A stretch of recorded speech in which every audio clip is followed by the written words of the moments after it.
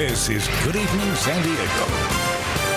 Coming up next, new evidence indicates that the CDC may have been influenced by the teachers union to slow the reopening of schools. Coming up after the break, we're going to be talking with former County Board of Education VP Mark Powell to get his take on that report.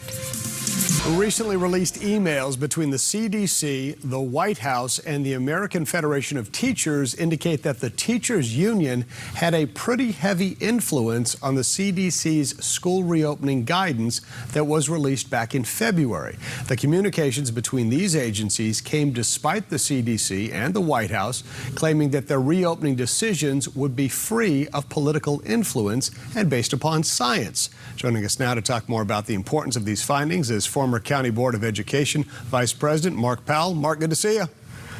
Nice to see you too, Logan. So a lot of people really shocked to hear that the CDC was making these policy decisions based upon the wishes and the input from the teachers union, which really has no expertise in novel coronaviruses or infectious diseases. What are your thoughts on all this? Well, it's not a surprise that the AFT lobbied the CDC. That's what they do. They lobby organizations. But what was surprising was when Jen Psaki out of the White House said, we've engaged with at least 50 stakeholders. And what does that mean? 50 people, 50 different organizations have influenced the reopening of schools. That is coming from an organization, also the CDC, that's been confusing from the get-go. Yeah, I mean, I don't know. We're all pretty shocked. I mean, is there a reason that the White House says, well, you know, maybe it's not that big of a deal, and we talk to a lot of different people about a lot of different things, but ultimately the CDC makes the decisions? Well, no, Logan, it's a big deal, I'll tell you. And first of all, the CDC has been confusing to me and a lot of people from the beginning. You know, wear a mask, don't wear a mask, wear two masks, wear a mask if you're vaccinated, you know, going on. But I'll tell you what the major issue to this. This is an equity issue. And I know that term is thrown around a lot about equity, but let me explain to the audience why this is an equity issue. When schools are not open, it prevents parents from going to work, and disproportionately, women are taking care of kids. So they're not disproportionately not allowed to go in the workplace. That is a gender equity issue.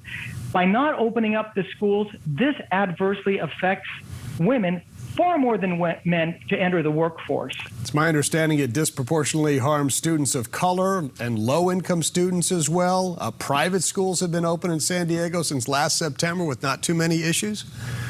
Listen to these statistics. This is crazy. Up to 10% of the students at San Diego Unified are failing all their classes. I mean, think about that.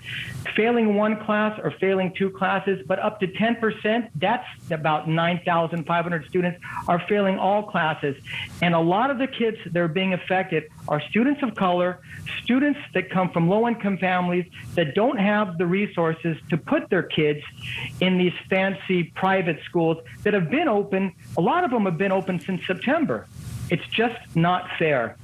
I recall, I believe it was a few months ago when we were talking about essential workers getting vaccinated, and the teachers were not part of that group. And so the teachers union got involved and said, we need to be part of that group. And they were successful. They did. Can you just give us an idea of how powerful this union is? I know you've worked with them in the past. Well, look, I was a teacher and a school administrator, so I've been in the union. I understand how they work. And what the public needs to understand is teachers unions, they advocate for teachers. They're not a student union, they're a teachers union. But what I find fascinating about this whole politicized reopening of schools is that despite the fact that all of the science points to the almost non-existent transmission of this coronavirus with young kids, they're still requiring first and second graders to wear masks. These masks should have been off the kids a long time ago. I'm just not seeing why the science is not being followed, even with union influence. Why aren't our school leaders and our government officials taken the step forward and say, hey, let's get these masks off these kids. They don't need to have these on. They're 5, 6, 7 years old. Get them off the kids. Yeah.